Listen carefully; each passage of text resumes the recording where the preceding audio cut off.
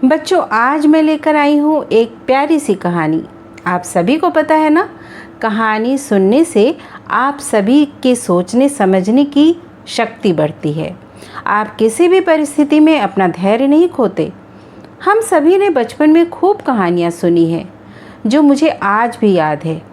अपनी यादों को आप सभी नन्हे मुन्नों के साथ साझा करके मुझे भी अपना बचपन वापस मिल जाएगा।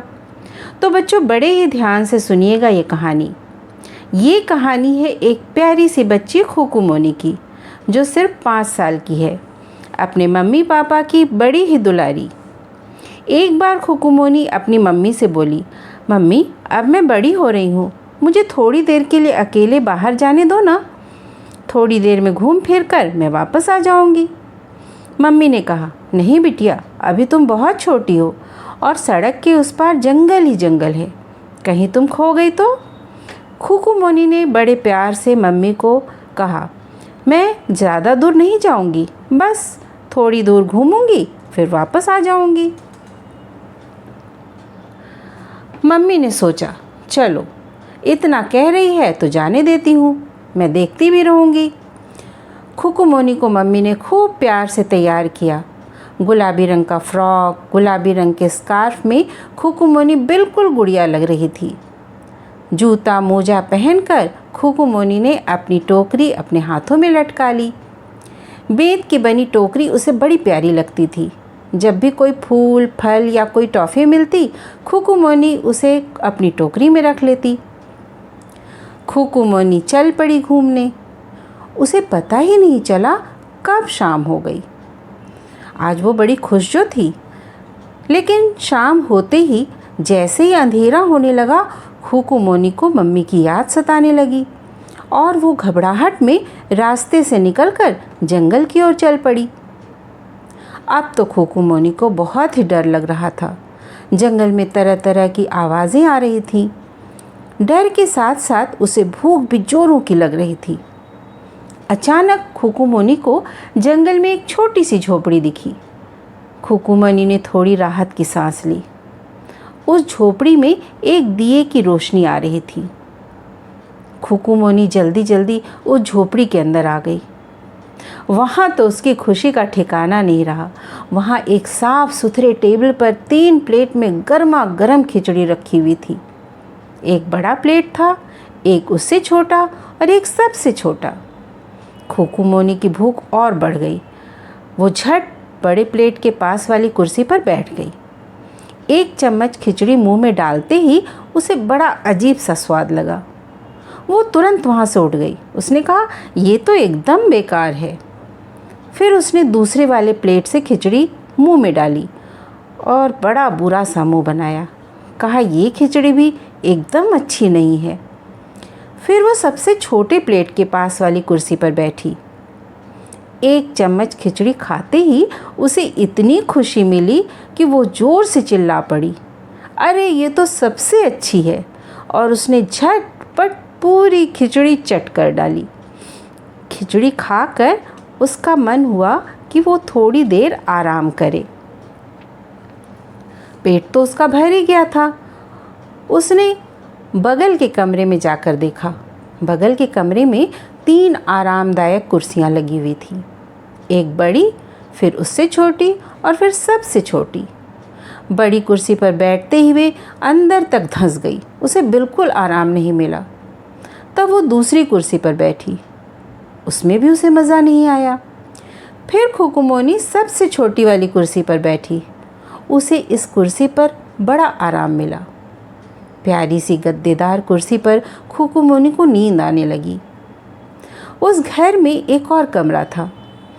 खुकू मोनी जब उस कमरे में गई तो उसने देखा वहाँ 3 पलंग लगे थे और सभी पर सुंदर चादरें बिछी हुई थी, तकिए रखे हुए थे।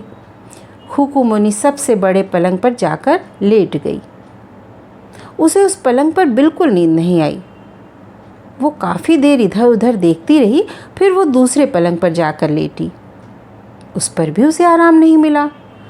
तब खुकू मोनी ने सोचा, सबसे छोटी प्लेट, सबसे छोटी कुर्सी में मुझे बहुत अच्छा लगा, इसलिए सबसे छोटे पलंग पर ही जाकर सोकर देखती हूँ।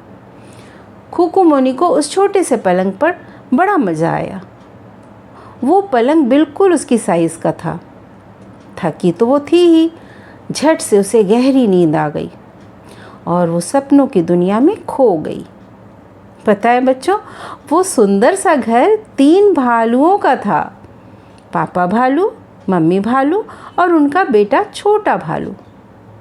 रात को जब तीनों जंगल से घूमकर वापस आए तो पापा भालू ने देखा कि उनके प्लेट से खिचड़ी किसी ने जूठी की है।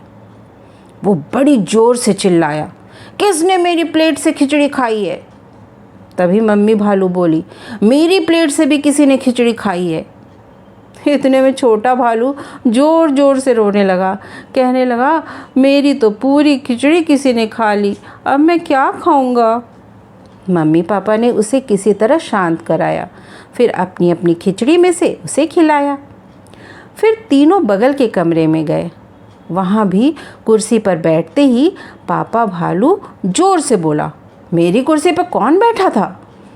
मम्मी भालू भी चिल्लाई, मेरी कुर्सी पर भी कोई बैठा था, सब कुछ अस्त व्यस्त है, किसी ने मेरी कुर्सी पलट दी है।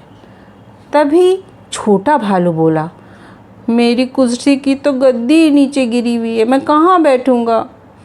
मम्मी पापा भालू छोटे भालू बेटे को लेकर सोने वाले कमरे में गए। पापा भालू चिल्लाया, मेरे बिस्तर पर कौन सोया था भाई?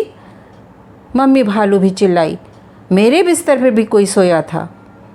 तभी छोटा भालू बोला, मम्मी पापा देखो, मेरे बिस्तर पर तो कोई सो रहा है।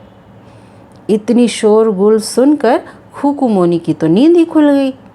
उसने चौंक कर तीनों भालुओं को जब सामने देखा, उसकी तो हालत खराब हो गई, पर उसने अपना धैर्य नहीं खोया। सामने उसे खिड़की खुली हुई दिखी। वो झट खिड़की से कूदकर भागने लगी। खुकू मोनी आगे आगे और तीनों भालू उसके पीछे। भागते भागते वो जंगल के किनारे सड़क तक आ गई।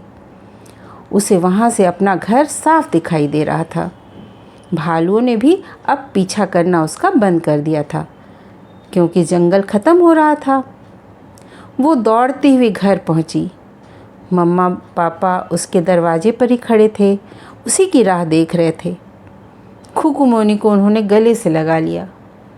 खुकू मोनी रोते रोते बोली, अब अकेले कहीं नहीं जाऊंगी मम्मी, जब भी निकलूंगी आप लोगों के साथ। मम्मी पापा बोले, हाँ अभी तुम बहुत छोटी हो, बड़ी होना ना तब जाना। खुकू मोनी ज़ोर से मम्मी से लिपट गई और मम्मी ने उसके आंसुओं से भरे गालों को चूम लिया। तो बच्चों, कहानी पसंद आई ना? आपको ये कहानी अगर पसंद आई होगी तो इसे लाइक कीजिएगा, शेयर कीजिएगा और सब्सक्राइब कीजिएगा। मैं जल्द ही दूसरी कहानी लेकर आऊँगी, प्यारी सी कहानी। बाय। तो बच्चों, इस कहानी से यही शिक्षा मिलती है कि किसी भी तरह की मुसीबत हो, कोई भी परेशानी आए, उस समय धैर्य नहीं खोना चाहिए। बहुत ही आराम से सोच समझकर कार्य करना चाहिए।